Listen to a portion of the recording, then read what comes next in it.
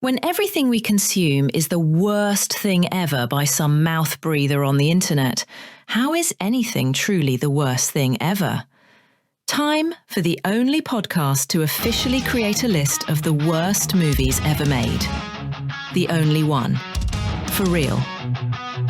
Worst movies ever. Worst movies ever.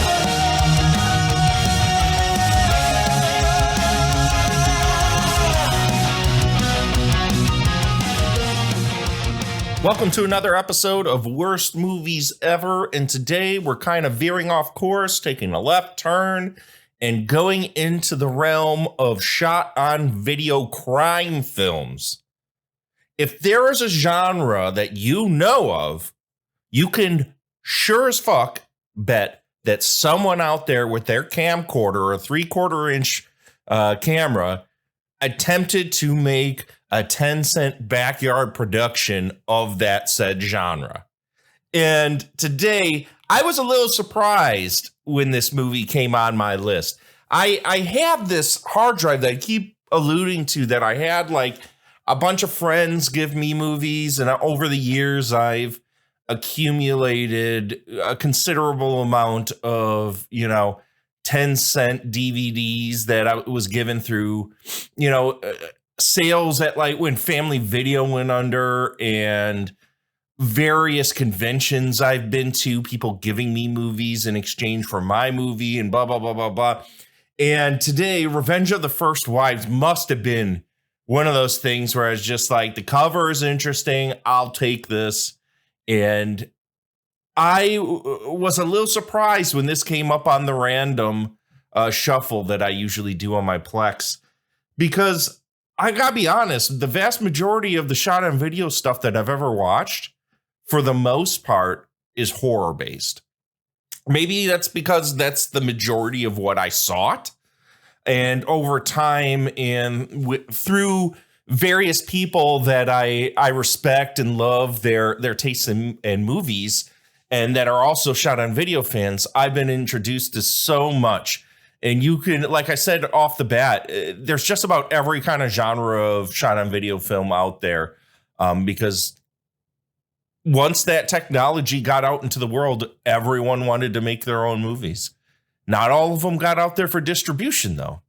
But this one today, which I had said is like this crime thriller, is, again, and I say it that way because it is so... I can't say I get very excited when I see this logo come up. It's a David Sterling production, or at least it was distributed by him. The Revenge of the First Wives, made in 1997, is the story of Don Carlo, a mob boss. He is willingly killing cops in order to run his crime organization. So the police have decided to hire the wives of these dead cops and have them go undercover and band together to take him and his operation down. Now, you ask yourself, why the fuck would you want to make a 10-cent like Goodfellas? Or a 10-cent Donnie Brasco, which I guess of any type of crime thriller, undercover cop movie, Donnie Brasco may be, one of the most famous ones ever made. What a fucking amazing movie. If you guys haven't seen Donnie Brasco with Al Pacino and fucking Johnny Depp, go watch that thing. Definitely watch it instead of Revenge of the First Wives. Not to let the cat out of the bag. But if I was given a choice, I would take Donnie Brasco.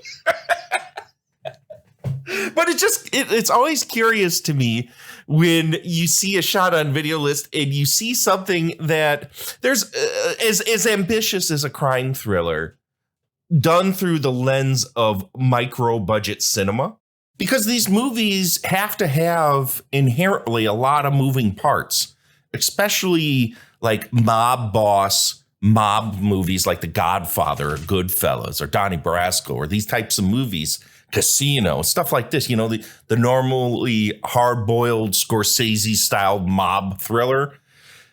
There's always a huge diverse cast, a lot of intersecting stories. It just takes a lot in order to make something like this work. So to see it through the veil of micro-budget cinema is a very interesting thing. Something I really didn't expect. Now, I've seen other shot on video kind of like action crime movies, and those kind of don't necessarily have a lot of like drama in them. It's mostly like a vignette style thing where like a vigilante is out trying to take down, various bad guys. So it's a little different than something like the Revenge of the First Wife. So I gotta say, for what this is, and I'll get to the verdict of what I think of this movie. Ultimately, I'm glad I watched this. I don't think it's a complete piece of shit, but it absolutely is another cheapo Sterling Entertainment shot on video flick that promises way more than it delivers. This wants to be an extremely sleazy crime mob boss flick, but it never really delivers on anything more than just talk, including action scenes. Now get this. And obviously fans of exploitation that are out there are very familiar with stuff like this. Scenes that are flat out cut and lifted from other movies. So let's see this. There's no sex, but they talk a lot of sex, and they sure act like they're going to have sex. It's almost a constant thing in this movie. And there are a few action sequences, but anything like gunshots, explosions, and even and I don't want to let the cat out of the bag. There's a fucking full head explosion in this movie, cut shamelessly from other movies and placed in this one in a way that like Charles Band would do with certain full moon movies. So, I mean, for what this is, it's not good. It's not great, but I've seen far worse. The main thing, it's really hard, except for like hardened shot on video fans, to recommend this to almost anybody. If you're big into like mob thrillers and you have a penchant for shot on video, you may get into this. But those of you out there that are sleaze fiends that watch shot on video for like subversive thrills and to see weirdo shit, do not be bamboozled by the trailer that's online.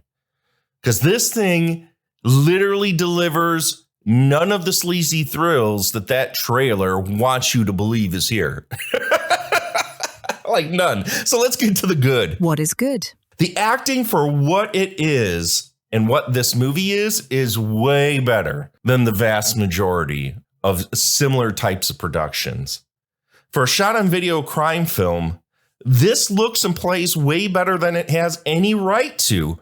It isn't perfect. And there's a lot of times where the person that's the cameraman leaves a lot of negative space in shots that don't deserve it. And the art direction isn't necessarily good in any way. But honestly, there's a lot of movement in like coverage, not necessarily camera movement, but there's a lot of like a lot of shots and setups. There's a lot of moving parts, and the script for what it is interesting. And the people they got in order to be in this go for it. And I think a lot of that has to do with like the way it plays and the fact that it all comes together well, is that the editing isn't half bad. There's times it's really awful. And I don't necessarily think it's 100% on the editor. It is that they were trying to do something that was well beyond their budget and their scope. And they just kind of had to do what they had to do. So I think the editing is fairly decent in this movie as well. One of my favorite things in this movie, and it's almost right away, and I kind of already said something about it. There's a sequence in which one of the cops, because the beginning of the movie is just like a bunch of disconnected scenes where the cops are systematically killed to set up the wives going in and then trying to, go undercover and take down this mob. One of the cops literally point blank gets his head shot, but this actual like repercussion shot, the B shot where the head explodes, is literally from some other movie. The outfit is not the same, the lighting's not the same, the environment's not the same, and it looks like something from Scanners. That shit made me laugh and made me rewind it like 3 fucking times and pause it. Because I'm like, there's no way they just did that. It's so blatant. It's a quick shot. It's a blip shot. So I can see how they thought they were going to bamboozle your fucking ass. Like, look at this fucking rube. They will never fucking notice that we are doing this. Guess what? It's instantly recognizable that this is not from this movie. It's not the fucking first time it happens either. So later, when the cops are dead, there's a sequence in which the 3 first wives of these cops are together, having kind of like a brunch, kind of a coping sesh where the 3 of them are just like confiding in each other and missing their husbands and really asking each other, well, what are we going to do now? My life is in shambles and I don't know what to do with. One of the ladies says, oh, I miss our late night love-making sessions.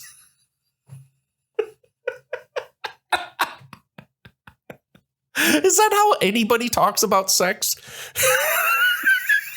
If you ever once, dear listener, like looked at another person and said about a partner or a former partner, oh man, do I miss our late night love-making sessions? That shit made me laugh so fucking hard. Mind you, a positive about all of this, even though it's ridiculous, all of the women in this movie are insanely beautiful. So it makes this movie very easy to handle. Mind you, there are negatives to this. And I warn you, my negative is going to sound extremely piggish. But that's okay. Sometimes you just got to be who you got to be, right? Another fucking good about this movie is there's a sequence in which one of the ladies is given the option to be like the Don's undercover sex slave, I guess. And she comes across as a dominatrix to him, and he likes being dominated and whipped. And there's a sequence where she comes out in the dominatrix outfit, and she gets the Don, who's just in a fucking robe, bent over the chair, and she starts whipping him with a bow whip. And the entire time he gets whipped, he sounds like fucking Austin Powers. Yeah, baby, yeah. The entire time, and it fucking made me die laughing. And the last good that I have, and this is a bit of a spoiler for those of you that don't want this spoiled, maybe pause and come back to this. But there's a side plot in which one of the Don's longtime associates, this hooker, that brings his, not necessarily a pimp, but also she's brought in and his personal confidant, also his personal hooker, and blah, blah, blah, blah, blah. She looks to double cross him because the Don at some point lets a cat out of a bag that he has a ledger that if anybody got a hold of, like any authorities got a hold of this ledger, he would go to jail instantly. Why he would ever tell anybody that is beyond me, but it's flatly stated toward the beginning, this thin little ledger book. So, of course, everyone in this movie is attempting to find this ledger book in order to overthrow the Don so they could either put him in jail or get him killed or whatever. So this hooker sees this as an opportunity after being exploited for who knows how many years to take the ledger book and become the Don herself. She gets the ledger and then proceeds at the end of the movie to pull the evil guy gloat. You know what I mean? Where the evil guy basically lets the cat out of the bag on the entire plan and then laughs and gloats over the potential victim or the boss that, you know, had been doing them wrong the whole time. Mind you, she's got to be the dumbest individual on fucking earth, because immediately she's laughing and about to leave after she's looked at the Don, who clearly has a gun. She turns around, he pulls out his gun and shoots her. And then he looks over at his son and goes, well, I guess I better get ready for prison.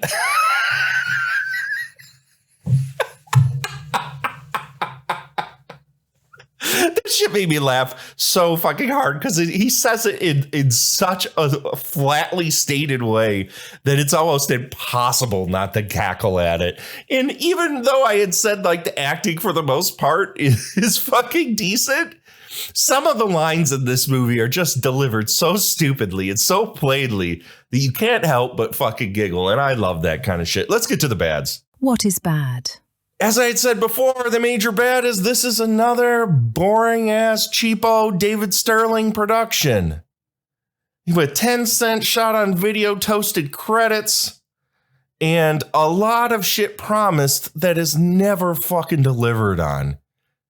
If there's any staple of any Sterling Entertainment production is that you're going to be oversold on exploitation and under-delivered on any of it. And this movie is the epitome of that. This movie constantly throws sex at you, but there's no nudity. And that's when I said, like, these women are beautiful. They act like there's a lot of blowjobs happening. There's a lot of sex happening. There's one scene which is in my what the fucks. It made me laugh so hard, and it goes on for so long. Is like one of the most awkward fucking sex scenes I've ever seen. It. No nudity. Clear that everyone still has their clothes on. It is like, why even bother trying to be that sleazy and just not deliver on any of it? Literally, it makes you after a while just be like, just shut the fuck up. It's like the biggest fucking tease on earth. The audio in this movie. If anything I can really denigrate about this production from a technical standpoint, it's the audio. It's all over the place. Shot to shot, the noise floor is all over the place. There's very little in the way of Foley or sound effects. And when they do use them, they're stolen from other movies and they sound so out of place that you can't help but giggle at them. Definitely not the intention or effect that they were looking for in this very serious, hardened crime drama. Definitely not believable in any way. And the audio is 100% the crutch of this film.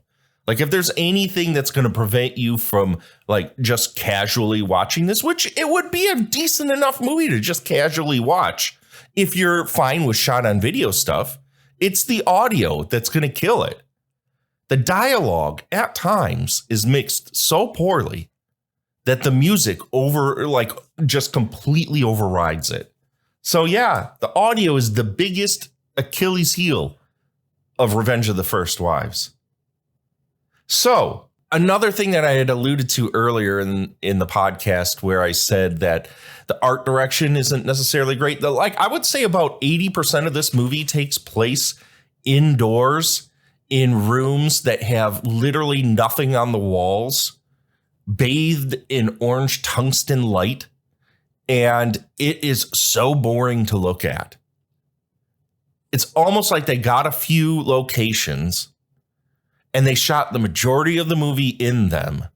Like the mob boss primarily hangs out in an office, like boardroom. Clearly some empty office that they were able to get a hold of. And almost all of his scenes take place there. So there's really, like, visually outside of the camera work and the editorial, there's not a lot to look at in this movie. And it along with the audio, it gets very fucking boring. Most of this is also shot in broad daylight. Like all of the prostitution scenes are on a street that has like, graffiti over the wall and trash all over. Broad daylight in the middle of the day. And for something that at times wants to be kind of noir-y, it has music that has like saxophone in it. So it's calling back to like, noir films, and to have none of it set at night, except for the very opening sequence, which I'll talk about when we get to the what the fucks. It really kind of kills the vibe of this movie, and it's too bad.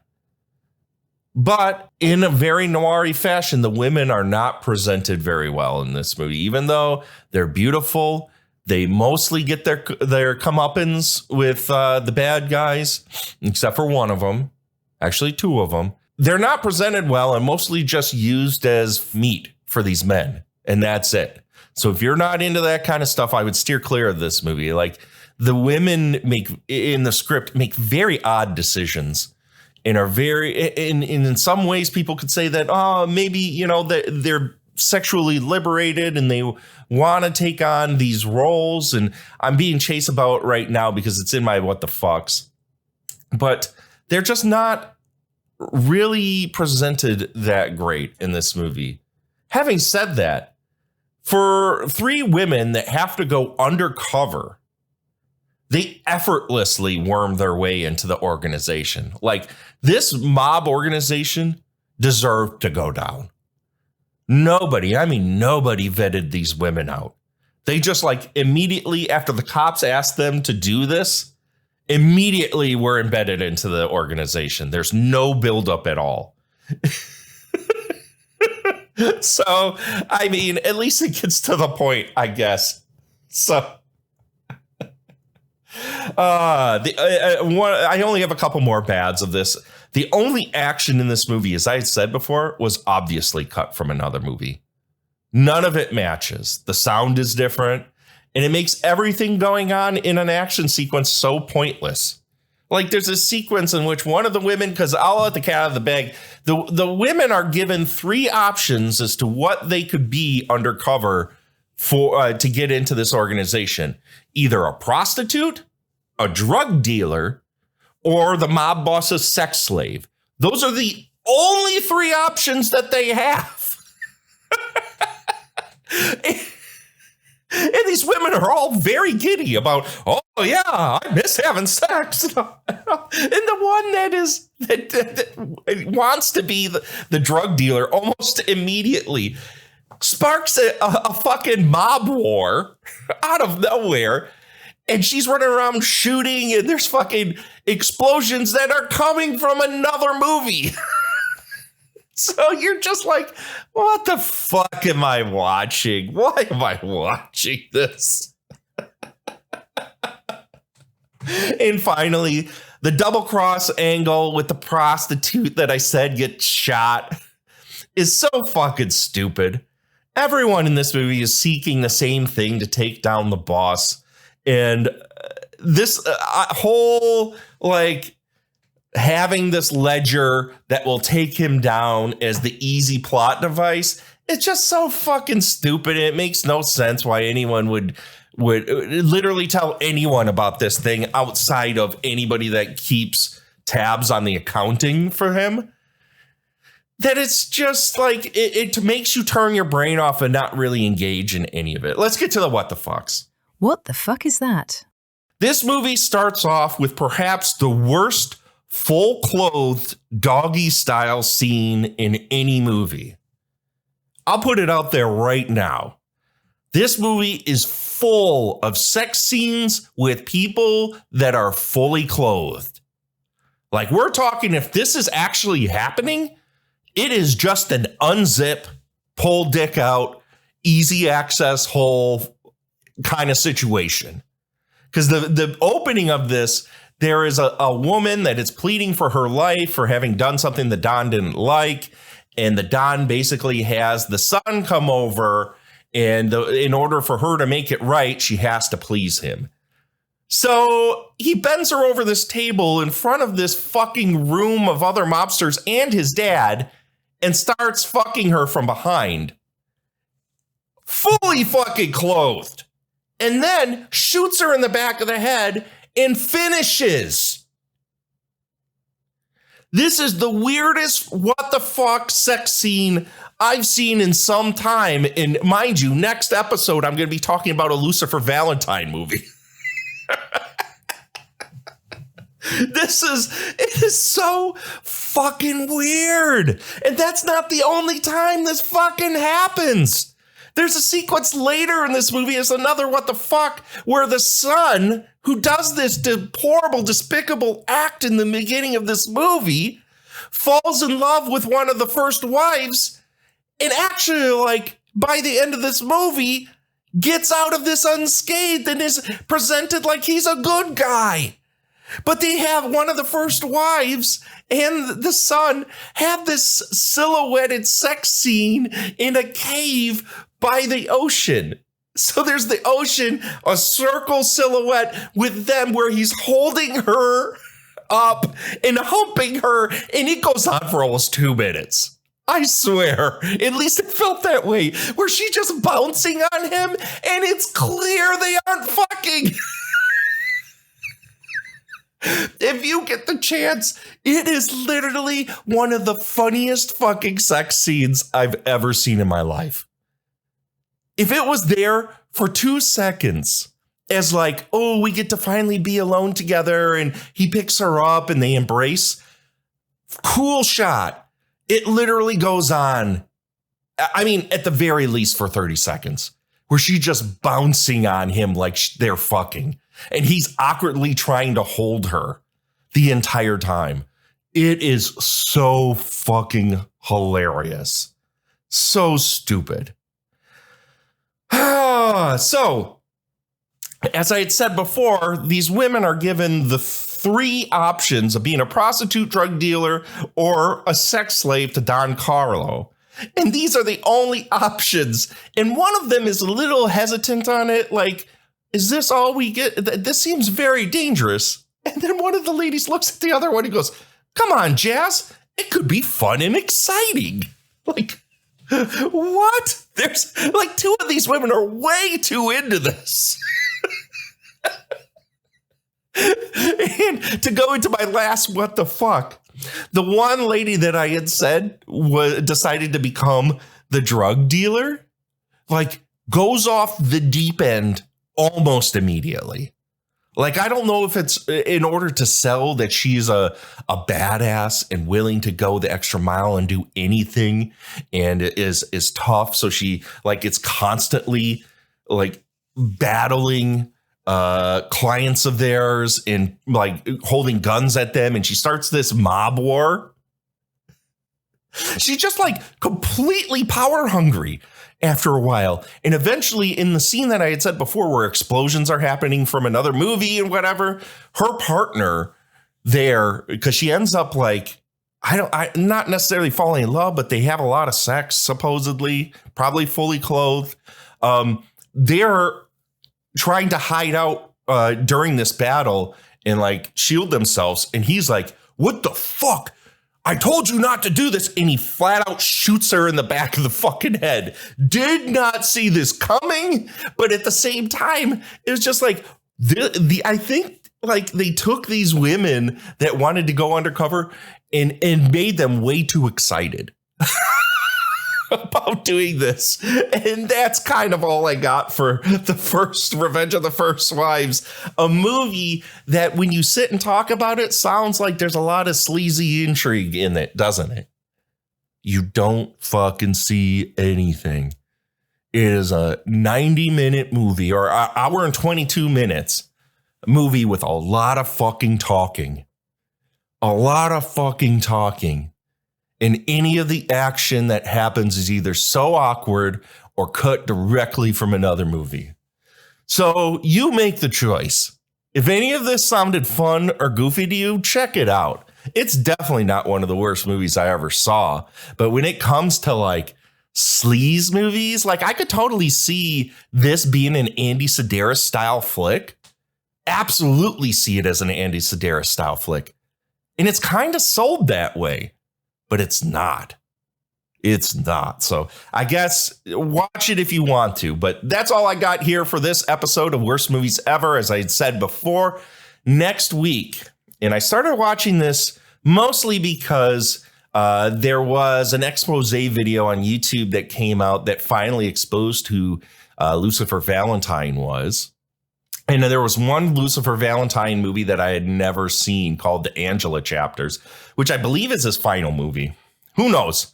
I don't think he's going to make any more now at this point, because there's a lot of people coming out talking some major shit about this guy, along with exposing his actual like name, who he is, where he lives.